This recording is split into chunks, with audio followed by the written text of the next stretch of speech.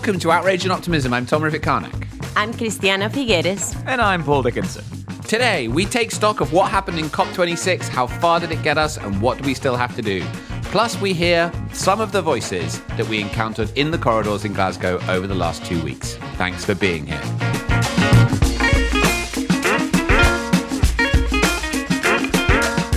So today it is Sunday, the 14th of November. We are all home. Christiana and I have been home for a few days. Paul just barely made it back to London a few hours ago, or maybe yesterday. And the world is After some serious dancing, I would say. Your spies are all over post the Glasgow, photos. Christiana. And the world is kind of trying to make sense of what just happened. You know, I mean, it was a last-minute dramatic moment at the gavel. We're sort of trying to wrap our arms around these amazing commitments that came out of a couple of weeks. And like so much in climate, it seems to be transformative and remarkable and not enough. So in this episode, we're going to try to unpack for you our analysis of what happened. And principally, did this do what we said at the outset it needed to do, which is to keep 1.5 alive, which is a phrase, Christiana, I know you hate, and so we can unpick that too. But let's just start, Christiana.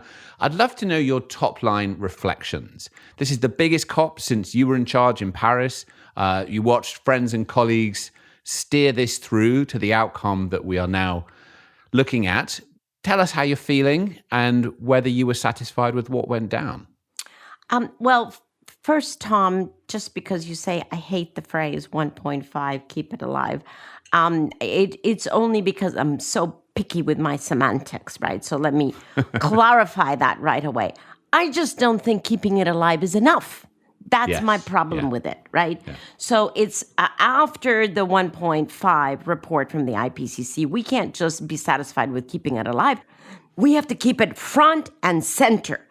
That's my vigorous problem. Good health. Yeah, not just alive. Vigorous good health. Not just alive. Vigorous good health. Thank you. Thank you very much. Can I say just one thing about 1.5? It's like, it's not degrees. It's like how we're like locked up in a room with a sleeping lion. And it's like how hard we're going to kick it in case it might wake up and eat us. So yeah, the lower the number, the better.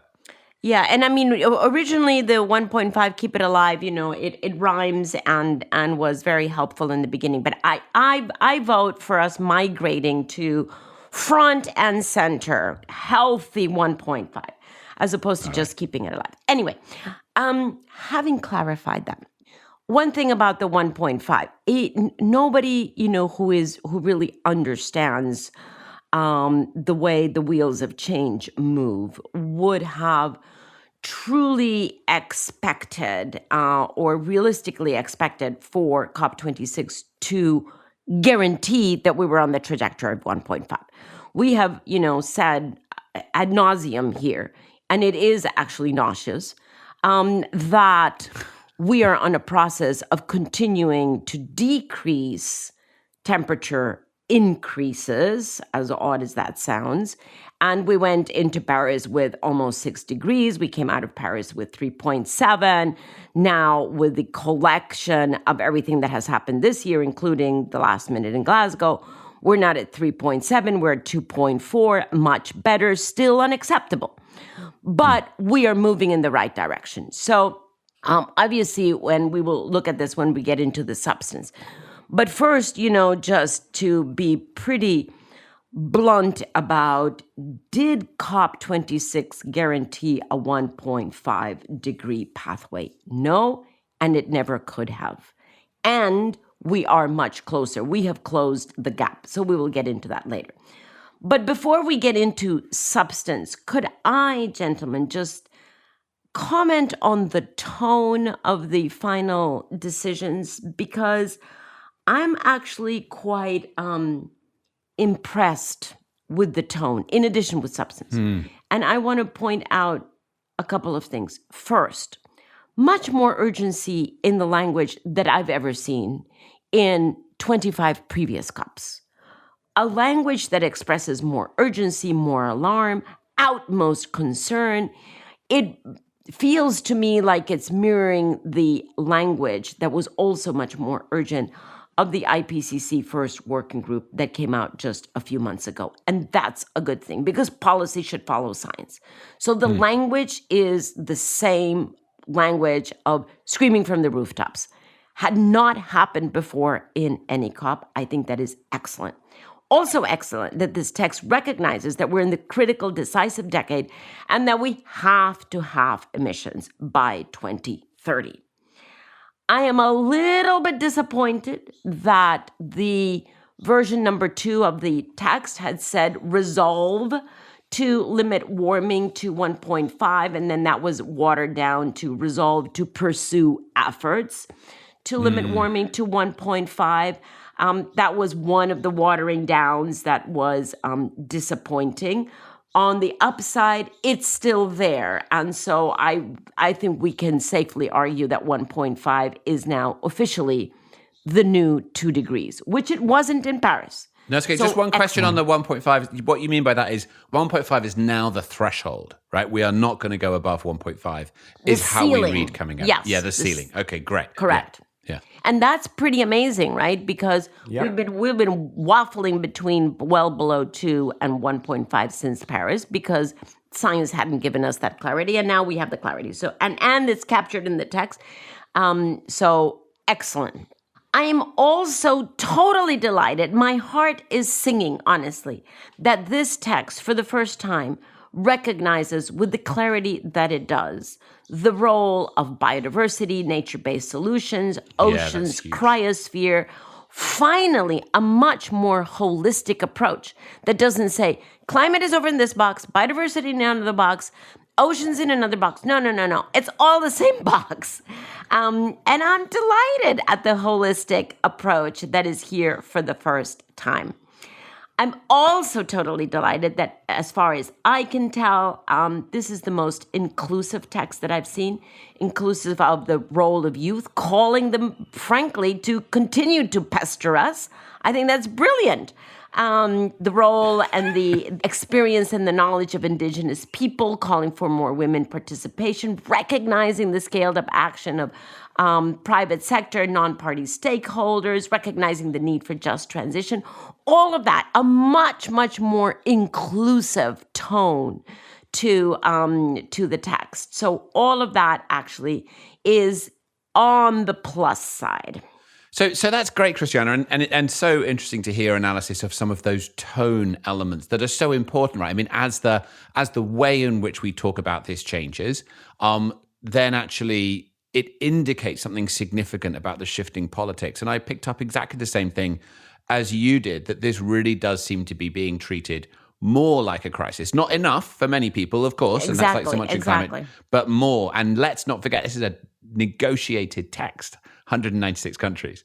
Now, let's start by just kind of going into the substance of what was delivered. And I think we should maybe start with adaptation, because obviously mitigation gets much of the press of is 1.5 still alive, and we'll get to that in a minute. But adaptation really had a moment at this COP, because really the vulnerable countries have been coming back to the table and saying, we are really hurting. Climate change is happening now. People in our country are losing their lives, they're losing their property, and we need to access proper finance in order to enable us to adapt. And the 100 billion, the famous 100 billion that was the original deal for bringing everybody to the table as a collective effort, still hasn't been delivered. And yet those countries are being asked to come back to the table with more commitments to cut their emissions. So my reading of this is it was a bit of a mixed bag. There was an agreement that adaptation finance will be doubled, although there's a little bit woolly around what that means and when that will happen by. And there was also a big push, and this is slightly different to adaptation, but it's connected, by vulnerable countries to have a loss and damage facility. That would be the places where countries cannot adapt and they are losing significant assets or natural environments, and they would be able to access funds to recompense them. Obviously, nothing can recompense at a certain point, but at least some funds to help pay for what they've lost. And that was pivoted just into a dialogue rather than anything substantive. So let's just get into that. Did you think that the package that was on the table around adaptation was fair, Christiana? No, it is not fair. I definitely celebrate that the final text, both of them actually start with adaptation, as well they should. And so, placement in these texts is actually sends political signals. And that, I think, is very important, that adaptation is the first topic that is there. And not enough. Other than the placement, there is nothing actually underpinning that placement. Yes, there is an agreement, as you say, for at least doubling of adaptation finance. Okay. But as you say, that's still pretty woolly.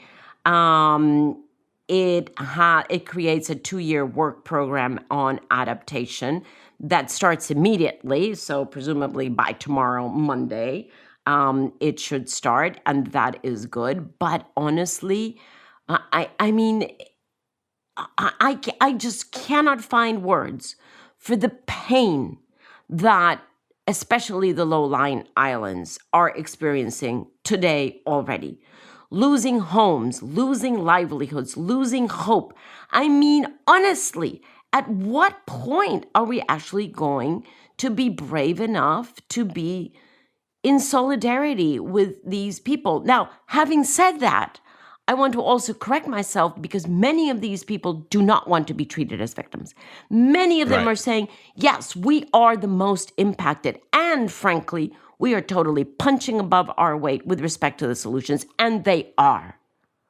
And they are. They are being so courageous, such leaders, such amazing, amazing guiding lights. But the rest of us, those of us who live, or you guys who live in the North, and me who lived in the North for such a long time, we are just not doing our job. The countries of the North are not doing their job. They're still seeing it as opposed to their interest to support adaptation for developing countries. That is the wrong interpretation. Can you help me understand why that's the case? Because it just feels like a slap in the face that that's not been brought more front and center. I mean, the most extreme example of that is we had the UK government actually cut its overseas development aid budget this year when they were the presidency of the COP. We've seen multiple other countries not come forward with what they should come forward. And it seems evident to me, although I'm much less familiar with the process compared to you, that that's the key that would actually get the whole world moving forward together. So why haven't we gone further on this? Because the numbers are not that significant when you look, for example, at how much was spent on COVID. No, exactly. And that's why it's mystifying, right? So let me start by saying, I don't think there is any answer that actually holds water. But I could venture to put out what I suspect are some of the reasons, not that they hold water. But some of the reasons could be going all the way from, I don't know, insensitivity to the pain of others, which I hope is a minimal factor here, all the way to the concern that adaptation, especially when it goes into loss and damage, as you have explained it, Tom, which is frankly unquantifiable, I think there's a concern that this will be a bottomless pit, and that it will always be impossible to predict how much financial support needs to be there. That is probably true and cannot stand in the way of actually standing up to what we have right now. So, anywhere, and I think that's the range, right? From insensitivity to uncertainty of the bottom line and everything in between, none of that holds water. And I mean, I think one of the issues that we should actually dig into in the coming year is loss and damage, because it feels like it's had more traction at this COP than any other. And interestingly, Nicola Sturgeon, government of Scotland, offered to put 2 million into a loss and damage fund. A group of philanthropies came forward and said they'd put money in, but it was not picked up. And donor countries didn't identify that as something they were prepared to do. They just started a dialogue. So that is falling short, frankly, of where it needs to be. And we should unpick that, because that's going to be a big part of the next year. Because, and we should turn now maybe to mitigation, we now have, in essence, a rerun of Glasgow next year. Obviously very different in many ways, but in this one way, which is that because countries did not come forward, now we're turning to mitigation with nationally determined commitments that get us close enough to 1.5, there is a clause in the text under mitigation that requests countries to come back to the table in 12 months' time with more ambitious commitments. Now, we should get into some of the other mitigation elements, but that's interesting to me and encouraging. I mean, I suppose this is a classic way you solve a problem. If you can't do it in one go, you solve the bit you can and you propose a process to solve the rest. But is that bit is really the basis for us saying that 1.5 is still alive because we still have another year to get more commitments. What do we feel about that? Is that strong? Well, first of all, can we agree not say 1.5 is still alive? Can we agree to say 1.5 is front and center? Oh no, it's now going to go to the bucket of like United States of America. Yeah. I mean, semantics is important. Words are important. Clay, we're going to need some sort of sound effect every time Paul and I digress. Okay. I'll think of something. Maybe like a or something like that. What was your question, Tom? It was around the process of countries coming back to the table in 12 months' time to increase their commitments because we didn't get close enough to 1.5. Yeah, and I mean, just I'm going to re-emphasize this point. This is not like a tiny weeny change on the thermostat. This is how hard we're kicking a sleeping lion that could easily wake up and eat us. Sorry, Christiana.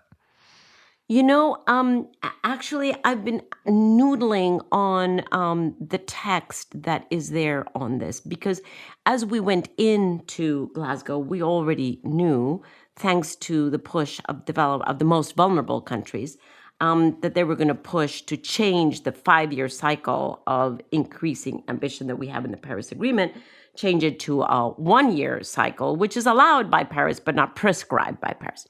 And I was actually quite interested in the text that they finally put forward because they had originally said we want annual increases. Eventually, that's not what they asked for. They said come back in 2022 and close the gap. That's an even stronger push because had they said annual revisions from here until, doomsday, it would have extended the time frame along which collectively we have to get to the 1.5 degree pathway. But I thought it was a brilliant move to come off of the annual and say, no, not once a year, by 2022. I thought that was a brilliant move on their part, and it stuck. And on that, so just to unpack for people, because last time or 2 weeks ago, we got very excited about the IEA analysis that fully implemented pledges from Glasgow would keep us to 1.8 degrees of warming. And the subsequent analysis from Carbon Tracker came out and said, actually, we're heading for 2.4. My understanding of that delta is that if you add up all the national commitments, we're aiming for 2.4. But if you assume that all the big commitments that came out in Glasgow are additional to the national commitments, so the methane, the forests, the coal, and others, then actually you can get us down to a 1.8 degree threshold. So there's some positive things there which suggest that actually there are pledges on the table that if they get rolled into national commitments could bring us down in 12 months' time so that we're not aiming for 2.4, but we're heading for 1.8 or even below. So that could be good, right? That keeps us on the road. Yeah, I mean, this is a moment for me, I think, outside of this intergovernmental process to talk a little bit about how I think it plays out. And we're talking about pledges here, but I was so struck by how, before in the first week, this, $130 trillion of investments coming together to be net zero, more than 1,000 companies with approved science-based targets. We've got this tragic loss of life that we know about, and and the children are on strike and all the rest of it. And having seen the awesome capability of government when it was responding to the COVID pandemic, I have this sense now that, and thank you, Christiana, for focusing on this 1 year, all the non-state actors, all the civil society groups, really just focusing now on getting, I guess the policy, the legislation, whatever it is, the taxation, regulation, standardization. The world is now demanding that this becomes protection under law. And there's no limit. We don't have to wait for some other COP in 5 years' time. We've got 12 months now to, in every country, move collectively to push governments to enact this. Is that fair? Yeah, that's fair. And to get back to the numbers, the numbers game almost that Tom was referring to, the problem with this accounting is that you don't know, on the one side, we don't know whether everything that is promised will actually get delivered, and hence we could be counting on things that don't get delivered. On the other hand,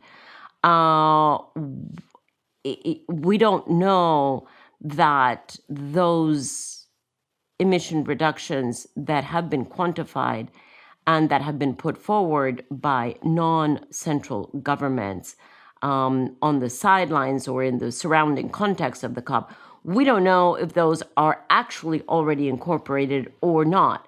And this is going to be really, really important, right? Yeah. We have to be able to, as you know, a family member of mine, my son-in-law, has taught me, we have to be able to nest these commitments from the bottom, wherever they start at company level, into a regional level, all the way up into the national, and all the way into the global stocktake. Because by the time we have the global stocktake, which is 2023, there's no way that we can still have this question mark of, is this additional or is it not additional? Has this been implemented or has it not been implemented? We have to, by that global stocktake, which is 2023, which will happen in the UAE, by the way, because that COP has been decided, we have to know whether we are on track to 1.5 or not. For sure, we have to know it by 2023. So a lot of work needs to be done on sophisticated systems that will give us much, much more verifiable accounting so that we know, because, honestly, the difference between 2.4 and 1.8 is huge. Huge. So, we have Life to know, and death. where are we? And I just make one point on that. Christiana, I am convinced that we really do have the data. It's out there. It has to be compiled in a robust and rigorous way that we've all got confidence. A lot of that is actually about bringing simplicity to processes, but we're clever and we can do that. Yes, agree. So I think that's true, Paul, but I also think that's quite political, right? What's included in these different commitments and where the edges are needs to be, we need to force the issue and get more transparency. And that's actually one other element in the agreement that came out, which actually should give us some comfort, right? There were new rules that should represent a new era in scrutiny on government climate pledges and ensure that by 2024, everyone can assess what other countries are doing and make that a sort of central element of the Paris Agreement. So that transparency piece should give us some confidence. But Christian, just before we leave this, I just want to ask you one more question. What needs to happen between now and next year in order to get the pledges more in line with 1.5?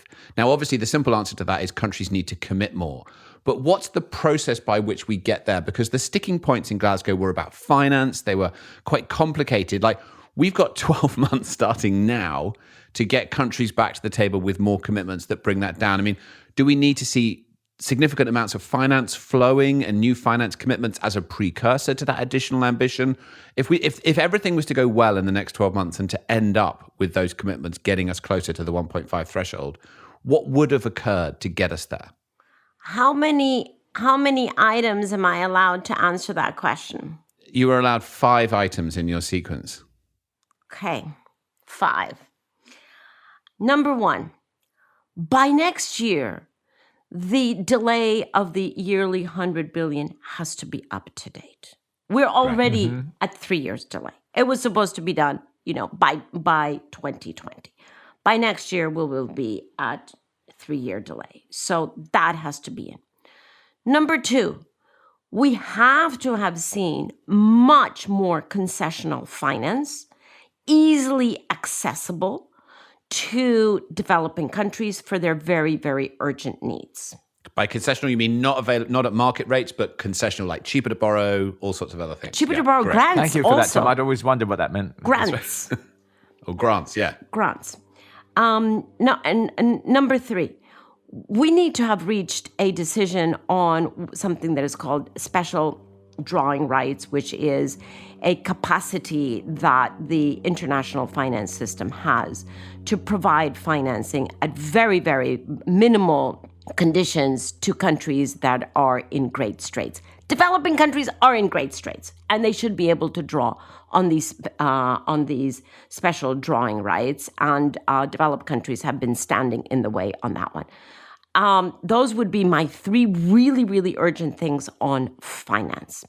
Then we do have to see companies, all of the companies that have come up now to pledge and commit and make public what they're going to do. We have to see those companies going directly to the governments of wherever they are in their jurisdiction to make it very clear to governments that they are decarbonizing, and hence governments can be more ambitious. To a certain extent, governments are less ambitious than they could be because they think the private sector is not going to follow them. And they're worried about losing investment into companies uprooting themselves from their countries if they put in carbon restricting policies. Well, that myth, that bubble, needs to be burst. Yep. It is burst. It's gone. Indefensible. It doesn't work anymore, that logic. Well, but governments don't necessarily know that, Paul, right? So those companies need to approach.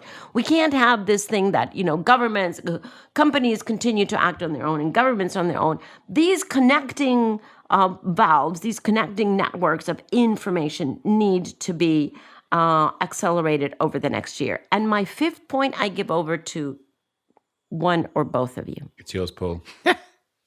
I'm going to go with your fourth point, actually, and just re-emphasize it. And I think it's actually the crux of the whole war, the whole challenge is that we've got these national governments, we've got these global corporations, global investors, and then they're each second-guessing each other, and there's been all sorts of kind of cruel and inappropriate lobbying over decades. But right now's the time when we're all on the same agenda, and there must be rapidly facilitated cooperation to make sure that this deviation that we wouldn't tolerate for a minute on COVID, where we grounded all the airlines and the police told you to stay in your homes, that level of discipline is brought to this far larger problem, frankly. So yes, I'm all in for everybody understanding that we're just going to get this done now. I love it when Paul gets Churchillian. It's good. Let's do it. All right. And just one more. I got a Churchillian factoid.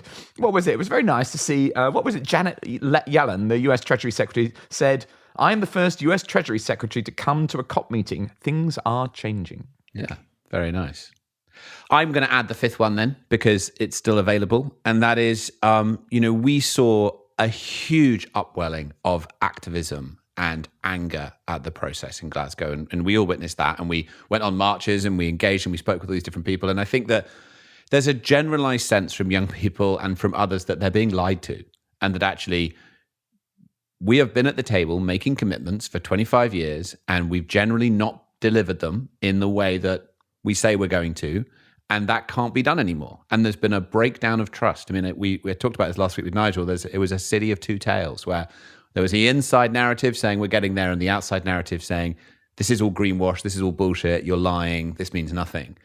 And actually, that pressure from the outside has to carry on, that scrutiny, and it has to lead to more processes that actually hold people to account to say, are we doing what we say we're doing? That's investors, it's business, it's cities, it's governments, to ensure that that trust gets rebuilt. I mean, Barack Obama, many of us saw speak at the end, and he came up with this wonderful line. It's not his, it's Shakespeare's, where he said, "When else did a wound ever heal but by degrees?" This only gets knitted back together with the slow recreation of trust and demonstration that these commitments are being made in good faith. And God help us if they're not, because that's on all of us and we're all going to suffer. So I'm aware that there is a huge amount more in this agreement. We haven't even touched on the outcome of the Paris rulebook, carbon markets, fossil fuel language for the first time in the text. But I would just say to listeners, we can only go so far in one go. We're aware this is dense stuff to kind of absorb, and I hope it's been helpful to give you these top-line responses from us.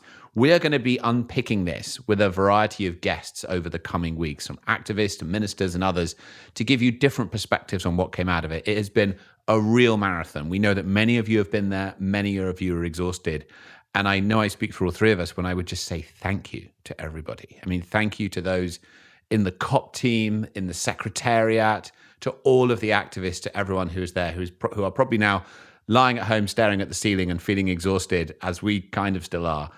This has been amazing and transformative and still not enough. Here's the last word from Kate Hampton of SIFS, who said, big we of the climate movement, well done.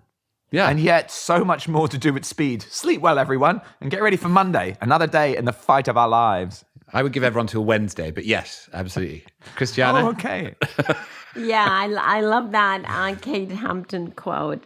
Well, Tom, as you remember, 5 hours after we had finished the Paris Agreement, I called you and said, right, on to the next. And that's, that's the attitude. I for the record, I just turned the volume down so that I could still sort of slightly sleep while you were talking to me about the ideas. But yes. No, but that's the attitude, right? That is the attitude because, yes, a very, very firm step forward.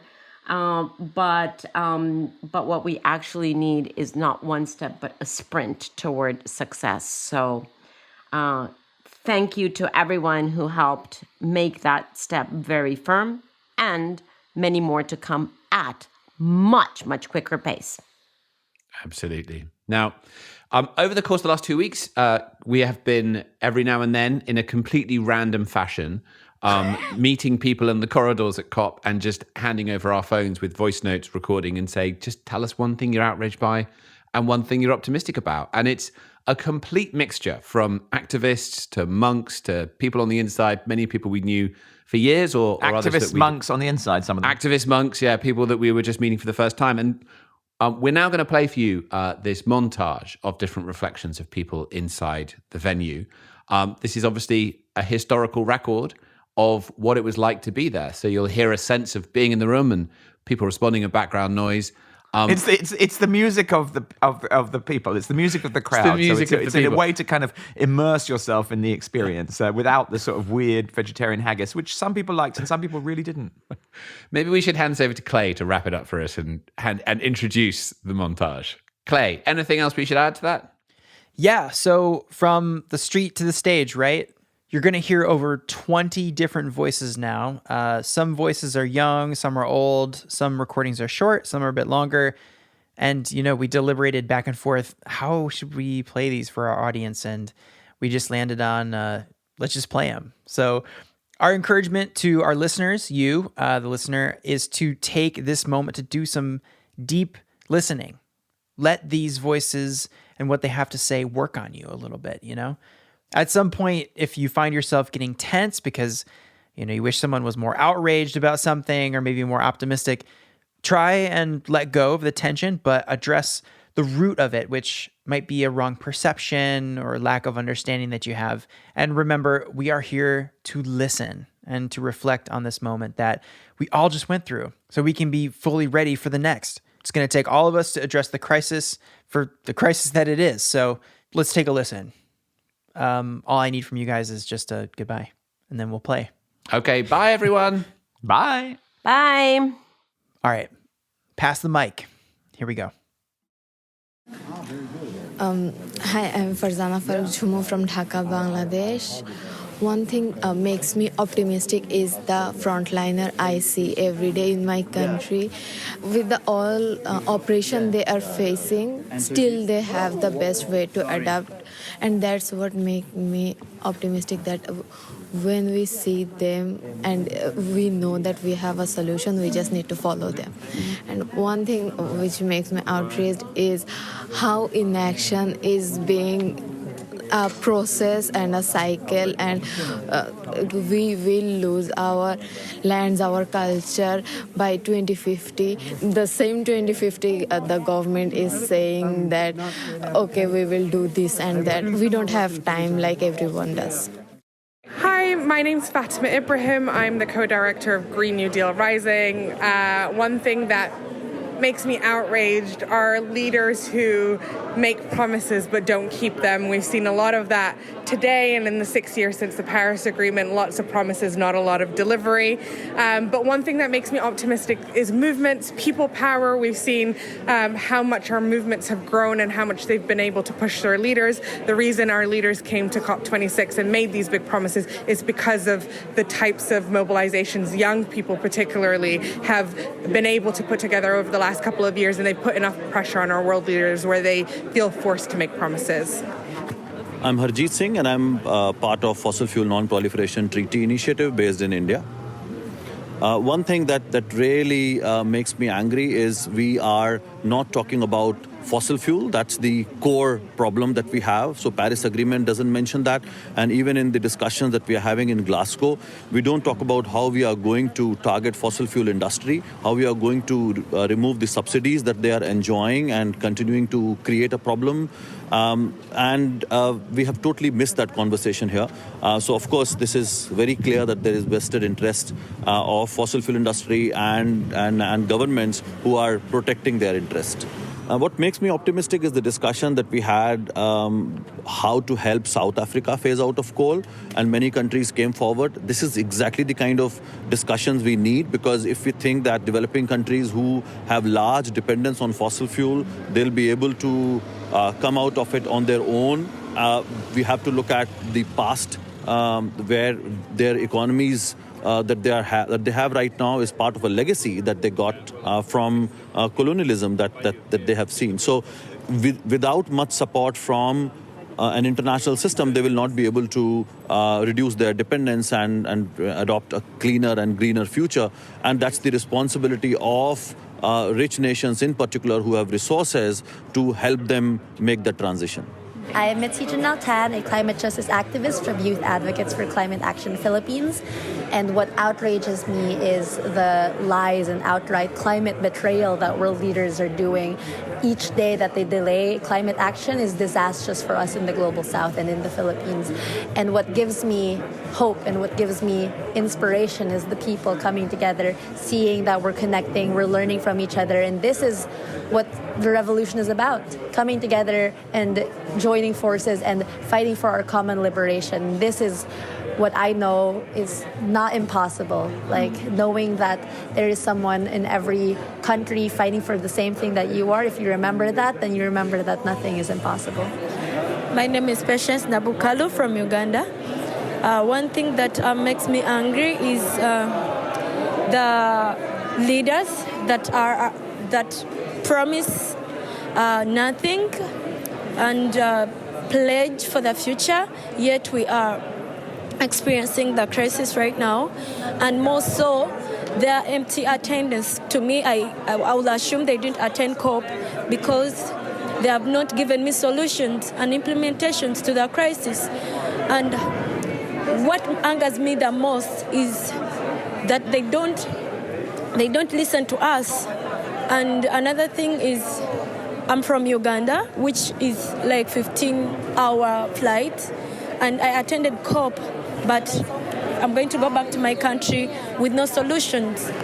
I'm optimistic because I believe in the power that as a youth I have, and I believe I'll change my future and the future generation, because I'm the leader. People who have the power there have not used their seats, and I will not stop to fight for my future. Get down! Keep the carbon in ground. Get up! Get down! Keep the carbon. I'm Jennifer Morgan from Greenpeace International. I am outraged by the lack of ambition here to close the gap to 1.5 from all major economies. And I am optimistic by the movements that are here, the youth that are out in the streets, and the indigenous peoples movements here working hand in hand with environmental groups building power for a better future. Hello, my name's Evie and I am 26. I am outraged about the fact that the seas are warming. I think that's what really upsets me, hence the fact that I'm dressing up in my snorkeling gear. I love the ocean. And I'm optimistic about the collective action that we're seeing here, all the people out, all the people who care. Yeah, excited to see where this goes. Thank you. Joanna, 46, and what makes me outraged? The amount of carbon that is being released and the fact it's not being taxed. And what makes you optimistic? The fact that we can tax it, and there's lots of things we can do, and we can store it in stone, and there are a lot of clever people trying to find solutions. I'm Oren Walding, I'm 10, and I'm angry because the world leaders aren't doing anything. But what gives me hope is everyone today doing this big march. I'm Caitlin. I'm 19. One thing that outrages me is people not listening, and one thing that makes me optimistic is people listening. Nick, 25 years old. I'm outraged by the fact that the facts are there and nobody's doing anything. It's just false promises. What makes me optimistic is seeing all these people rising up and trying to make a change. Kate Murray. My age is 57. What makes me outraged is the lack of action when it needs to happen now, not in 2050. People are dying now, and we need to really rethink and stop putting profit before people and planet. And something that makes me optimistic is being with people like this, even though it's pissing with rain. We're out here, lots and lots of little drops together make an ocean, and I think that we all have to just be together, and I think people have the power ultimately. So that's what makes me optimistic. My name is Helen, and I'm 76, and we've seen this coming for years. Been campaigning for years, all my adult life really. Saving nature, everything to do with climate change. We've known about it for years, and we've done it all the right way. So serving petitions, writing letters. No notice has been taken. This is at the 26th COP meeting. So sometimes it's hard to fight the grief because there's so much happening, there's so much destruction, and the grief's hard to bear. But there's a growing feeling that it's bringing people together from all across the world. And it's like, somebody said to me, it's like the birth pangs, which are painful, into a world that is possible, a beautiful world that is possible. So this is what gives me hope. Amazing. And it's beautiful to see this. It's so many people. It's amazing. And we've met people from all over the world talking to them. It's been fabulous. Hello, Christiana. It's Catherine McKenna. I missed you at COP, and I'm coming to Costa Rica, so we have to go diving and body surfing. What outrages me? Oh my God, I'm so outraged by all these damn initiatives that mean nothing. All we care about is math, get reductions going down, stop caring about doing a photo op. But what makes me optimistic is women and girls. I started Women Leading on Climate. We did an op-ed. You are in it as an amazing woman leading on climate, and we need to change the system, and that includes having more women and girls at the table in the negotiations, in the boardrooms, and just making sure that the voices are, because they care, we care, you and I know that, and we wouldn't have got an ambitious Paris Agreement without you. So anyway, I love you. I miss you. Goodbye. This is Sarah Goodenough from the Climate Champions team. One main thing that makes me outraged is the number of people who seem to be coming to the COP and not understanding what it's for, not understanding what it's about, thinking that it's a trade show or an opportunity to show off some small commitment or pledge that's never going to be followed through.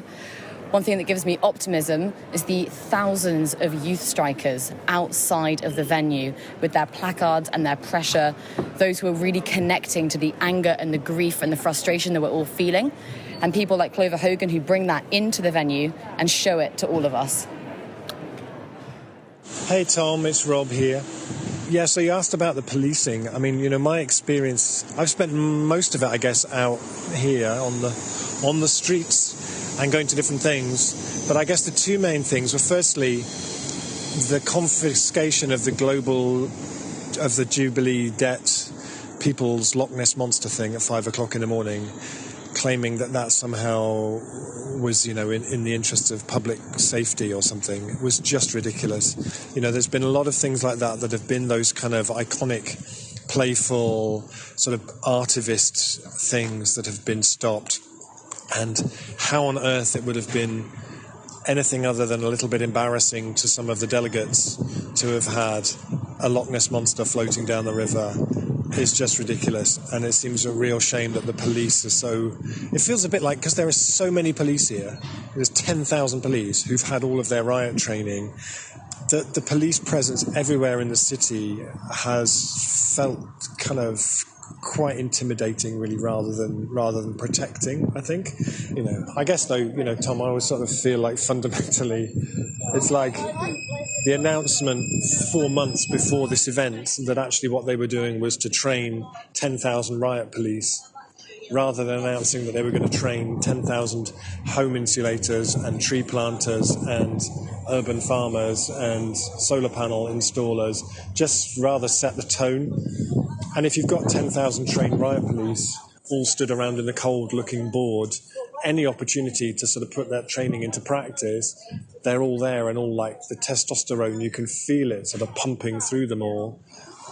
But I will tell you a really beautiful story of good policing, actually, because there are some. I've spoken to a lot of the police here, and a lot of them are really sympathetic and really supportive, and have been amazing. You know, by far the large experience with the police has been amazing. So Lucy Neal and Ruth Bentovim, who walked here with something called the Walking Forest, where they brought a branch off a tree in Coventry that was planted by the suffragettes way back when, and they brought it here to do a kind of suffragette tour of Glasgow, beautiful project. And they arrived yesterday, and they were worried about what the police response to them doing that would be. And they arrived, and they met a guy who was one of the police liaison police in the lighter blue stuff, who came up to them, and they thought, oh, here we go. And he said, I recognise that tree. That tree's from Coventry. I'm from Coventry. I know that tree. I love that tree. And he said, I'll be your police guy over the next couple of days. And he brought a colleague this morning. He was there. He met them at 8 o'clock this morning with a colleague from Glasgow, and they're just with them all day. Anything you need, just ask. You know, so there's some beautiful stuff as well, and a lot of them have been really, really great. All right, Tom, lovely. And sorry, we're probably not going to see each other, but I'll see you when you get back, and we'll have a good debrief over a fine pint of Devon ale. All right, lots of love. Bye. I'm Susanna Kenyon, and I'm an XR grandparent. I'm outraged because I understand that the United States has got projections for extracting fossil fuels in the next decades that the equal of China, Russia, South Africa and Indonesia, I may have got that wrong, but it's a huge amount of extraction they're going to do domestically in the next decade. And also our government seems to have moved actual pledges to just national announcements, which means that there's going to be no monitoring of those announcements. And what gives me hope is all the young people who I think understand that we're going to have to share and talk to each other in the future, and that could be a beautiful world. So I'm Ellen Jakowski from HP, and I am outraged by the tremendous actions that we all know we need to take. The path ahead is going to be extremely difficult. We need innovation that doesn't exist. We need partnerships that haven't been formed yet. There's so much work for us to do. It's outrageous when you look at this gigantic mountain ahead that we all have to climb together. But I am more optimistic than ever before, because when you think about the possibility as humans, what we can do, the energy that you feel here in this room, outside, it's clear that the task ahead will be difficult, but I know together we will find the innovation that we all need. We will agree the boundaries of how to measure and track, and we'll see the success and the results because we're human beings. And for us to continue to exist, we must do it, and we will. I'm Patrick Flynn, Global Head of Sustainability at Salesforce. I'm outraged by how so many of us who are passionate about the same goal, there's only one goal, a just and equitable transition to a 1.5 degree future that embraces equality, embraces biodiversity, and yet we can all share this passion and share this goal and still find ourselves fighting with one another. I'm optimistic about the smiling faces I've seen this week at COP26, all of the innovation, all of the passion, all of the big commitments. We are going to do this. We are going to come together, and it's going to be the greatest achievement humanity's ever had. I'm Karen Watts. I'm head of nature-based solutions at Amazon, and I'm outraged that sometimes we don't celebrate the wins that we have, and I think we could do more of that. And sometimes the wins are failing but learning and doing it again. Sometimes the wins are big wins, and so I think we should celebrate those. But I'm really optimistic that the momentum behind high quality actions like the LEAF Coalition and other nature-based solutions initiatives that we've heard this week are really driving momentum towards high quality, meaningful carbon mitigation actions, as well as a very strong focus that we're hearing, from everybody around supporting the local communities and the indigenous populations, which is so important, and we're really hearing a focus on that, and that's really optimistic. Yeah, I'm Tom Crowther. I'm a professor of ecology at ETH Zurich and the founder of Restore. And I am outraged by greenwashing. I am disgusted by the idea of people offsetting their guilt by just banging down a few trees that could destroy the world. But I'm incredibly optimistic about the hundreds of thousands of local communities that are rebuilding nature to empower the local ecology and the people who depend on it. And we're seeing that all across the globe, exemplified perfectly by my fellow Earthshot finalist, the country of Costa Rica, who have absolutely nailed it across the entire country with their Payment for Ecosystem Services program, which is changing livelihoods at the same time as revitalizing their nature.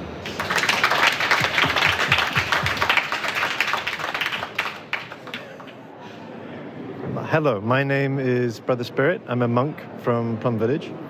And one thing I'm outraged about is nothing, actually. I'm not really outraged about anything.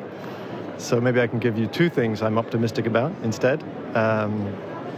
Everybody here that I've encountered has such heart and such love. They are motivated by so much love for the people that they represent, for their families, for their children, for their nations, for Mother Earth.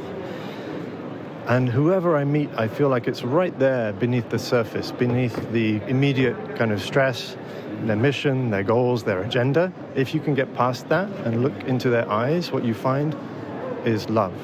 Yes, my name is Brother Phop Yung, and I'm from Plum Village. My practice is to take care of my rage. Yeah, and I do sometimes get angry, but I learn to take care of it. And that's what we are teaching as well, how to handle our outrage, and so that there's dialogue possible. And what I'm optimistic about is actually has nothing to do with this conference, but it's my niece. She carries around a straw because she knows that what that contributes. And she knows, and she encourages her grandma, my mom, to not use plastic. And so when I went to a home visit, I saw that, and she's only 8 years old. I keep her in mind, so that makes me very optimistic that the young generation are really having an aspiration and not worried just for their clothes and makeup and what's the next mall to visit, but they're concerned about very real issues. Yeah. So one more thing I'm optimistic about is this morning we had to take a taxi to get here on time for our sitting meditation session with the folks here. And our taxi driver, initially, he was kind of a little bit irritated because of all the roadblocks and the road closures and so on. So I was trying to sense, where's he at with all of, how does he feel about all this? But pretty soon we realized, actually he started saying, that young girl, she's wonderful. I love her because I see that she has inflamed the youth. My granddaughter now, she was apathetic about politics. Now she wants to vote. It was so beautiful, to see. He's trying to do his job. He's a little bit irritated by all these roadblocks and stuff, but actually he's proud of his grandkids who now want to vote. They're passionate about the environment. Yeah, and he's actually so proud that this is happening, and it's happening in his city. And he says, Scotland is not like England. It's different, and we care about each other here. We're a profoundly, he said socialist country, and, but it's he said, actually what that means is we have love for our fellow humans, and we're that's what we care about. So That made my day. Wonderful. That's a great example of actually being outrageous about the traffic jam and all that, but also holding optimism as well. Yeah. So those two can go together. Yeah, nice. Skillfully, So there you go. Another episode of Outrage and Optimism. Okay, you can take your deep listening headphones off now. It's me, Clay, producer. Thank you to everyone who participated in our Pass the Mic session. If you enjoyed that, will you please let us know at Global Optimism on Twitter, Facebook, Instagram, LinkedIn. Or if you liked it, you can leave us a review on Apple Podcasts. We read every single review, so thank you. And by the way, thank you to all our new listeners. There are a lot of you here, and we at Outrage and Optimism would like to say, welcome. If you are new, please send us a message. Introduce yourself on social media or at podcast@globaloptimism.com and let us know what you thought of today's episode and maybe one thing you're outraged and optimistic about. Welcome, welcome, welcome. Thank you. It's great to have you. Okay, COP26 has concluded and everybody's exhausted and posting on Twitter how exhausted they are. So in light of that, I've got nothing for you to go do, check out, or, my usual recommendations. Just take it easy and take care of yourself until our next episode. I mean, it's about to be Thanksgiving here in the US, and that's a really stressful time for people anyway. We all need to just go take a collective breath. So, actually, let's just do that right now. I'm going to take 2 deep breaths. Feel free to join me. Let me just turn the music down here. Okay, here we go.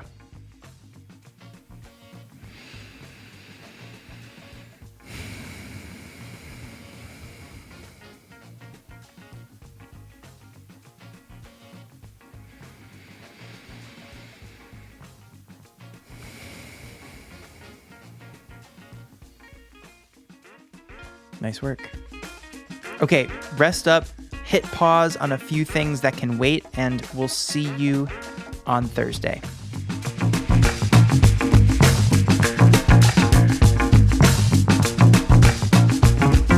Oh, wait, one last thing. So I was collecting voice recordings all week from our team, and one came through my inbox that stood out in particular, and I thought you should hear it. It's from Freya, who's on our team. Enjoy. Clay, you're going to love this. COP, day 3. I go into a talk and I sit down. I'm one of about 5 people in the audience. There's a massive panel on the stage. And they start talking about food systems and I'm like, I'm in the wrong room. But I can't really get up and leave. There's very few people in the audience. It'd be really obvious if I left. So I'm like, okay, I'll sit this one through. My phone's out of power. I've got no sense of time. So I turn to ask the guy behind me what the time is and what time the panel finishes. I turn around, sat 1 row behind me, 1 seat behind me, is Leonardo DiCaprio. It is a secret dream of mine to one day, not secret dream, secret life goal to meet Leonardo DiCaprio one day. But obviously I just freak out and turn back to the front and then just sit there absorbing his presence for the next 10 minutes before leaving. And it was fantastic.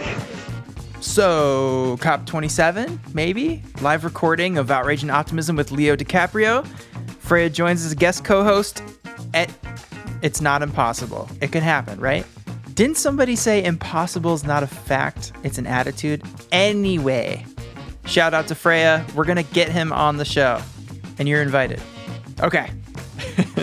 We'll see you on Thursday.